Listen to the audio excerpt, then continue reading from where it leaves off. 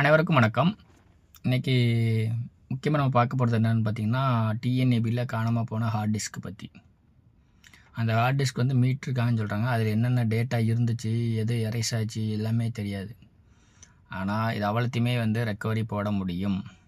எப்படி போட முடியும் அப்படின்னு பார்த்திங்கன்னா, இப்போ வந்து சென்ட்ரல் ஹெட் ஆஃபீஸுக்கு வந்து இப்போ எல்லாமே வந்து டாக்குமெண்ட் அனுப்புகிறாங்க. அப்போ டாக்குமெண்ட் அனுப்புகிறோன்னா சென்டர்லேருந்து வர்ற டாக்குமெண்ட்டு அங்கே தான் இருக்கும். ஒரு எக்ஸாம்பிள் சொல்கிறேன். இப்போ சென்னையில் உள்ள பவர் பிளான்ட்டில் இருந்து அவங்களுக்கு இவ்வளோ இது நாங்கள் கன்செப்ஷன் யூஸ் பண்ணியிருக்கோம், இவ்வளோ செலவு பண்ணியிருக்கோம்னு ஒரு டாக்குமெண்ட் அனுப்புகிறாங்கன்னா அது வந்து இப்போ ஹெட் ஆஃபீஸில் அழிஞ்சிருக்கும். பட் அங்கே உள்ள டாக்குமெண்ட்டில் வந்து இருக்கும். அதே போல் டெண்டர் நோட்டீஸில் இருந்து யார் யாருக்கு எல்லாமே வந்து இப்போ ஆன்லைன் ஆகிடுச்சு.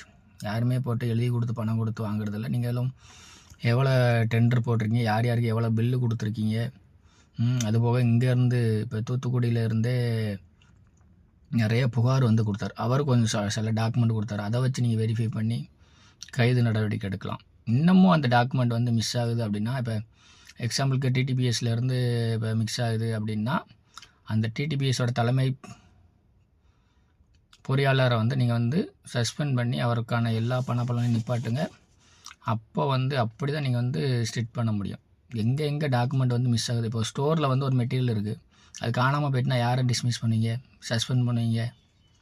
அந்த ஸ்டோரோட இன்சார்ஜ். அதே மாதிரி தான் இந்த ஹார்ட் டிஸ்க்கு, இந்த மாதிரி டாக்குமெண்ட்டு, இந்த எரிஞ்சு போகிறது, இந்த எலி சாப்பிட்றதுன்னு கதை சொன்னாங்கன்னா அவங்கள ஃபஸ்ட்டு நீங்கள் வந்து கைது பண்ணி நடவடிக்கை எடுக்கணும். அவர் ஒரு உண்மையை சொல்லுவார். அப்படின்னா இது இவர் கீழே இருந்துச்சு, அப்புறம் அவரை தூக்கணும். இப்படி தூக்கினீங்கன்னா அவங்களே உண்மையை சொல்லுவாங்க. இன்றைக்கி வர 10 ரூபாய்க்காண்டி அவங்களுக்கு வர மொத்த பணபலனையும் அளக்க அவங்க ரெடியாக இருக்க மாட்டாங்க. சரிங்களா?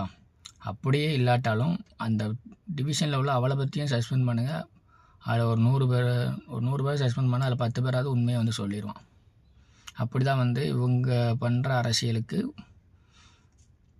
உண்மையை வந்து கொண்டு வர முடியும். இப்போ தாவேகா வந்து பொறுப்பேற்று ஆட்சி இப்போ வர எல்லாருமே வந்து அங்கங்கே ஃபீல்டு ஒர்க் பண்ணிட்டு தான் இருக்காங்க.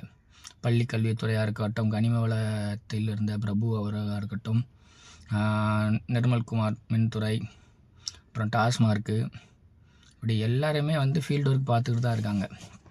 போக்குவரத்துறை எல்லாத்துலேயுமே வந்து நல்லா தான் போயிட்டுருக்கு. அதை பேரை கெடுக்கிற மாதிரி பண்ணையில் அதை வந்து ஆய்வு பண்ணி ஐஏஎஸ், அதுக்குன்னு ஒரு ஐஏஎஸ் ஐபிஎஸ்னால் இருப்பாங்க. இப்போது டிபார்ட்மெண்ட்டில் இப்போ ஈபிலனா அதில் முக்கியமான ஐஏஎஸ் ஐபிஎஸ் இருப்பாங்க. அவங்க வந்து டாக்குமெண்ட்டை அவங்களே ஈஸியாக ரெடி பண்ணிடலாம். ஒரு சாமானியனே இவ்வளோ யோசிக்காங்க. நீங்கள் ஒரு பொதுமக்கள்கிட்ட போய் இது என்ன பண்ணலாம் கேட்டு பாருங்களேன்.